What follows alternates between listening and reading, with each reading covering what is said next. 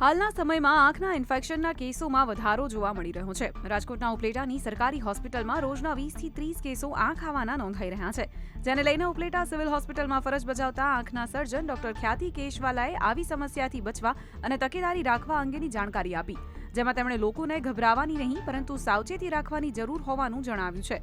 આપણે યુઝ્યુઅલી જે પેશન્ટને આંખ ઉઠી હોય છે એ પોતાના આંખમાં પોતાના હાથથી અડે કાં તો રૂમાલથી અડે, કોઈપણ વસ્તુથી જેને અડ્યા હોય એને ફોમાઇટ્સ કહેવાય।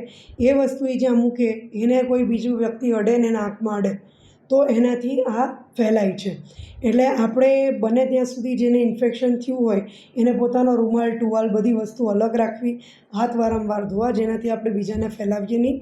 બીજું, જેને નથી થઈ એને ખાસ ધ્યાન રાખવાનું થાય કે આંખમાં બિનજરૂરી અડવું નહીં, અને અડવું પડે એવું હોય તો એટલીસ્ટ મિનિમમ 2 મિનિટ સુધી સાબુથી હાથ ધોઈને પછી જ આપણે અડી શકીએ। ઉપલેટાની સિવિલ હોસ્પિટલમાં સામાન્ય રીતે આંખના રોજના 150 થી 200 જેટલા દર્દીઓ સારવાર લેવા માટે આવતા હોય છે, પરંતુ હાલ આ દર્દીઓ સાથે રોજના 20 થી 30 દર્દીઓ આંખમાં વાયરલ ઇન્ફેક્શન જે ફેલાઈ રહ્યા છે તેની સમસ્યાઓને લઈને સારવાર માટે આવી રહ્યા છે।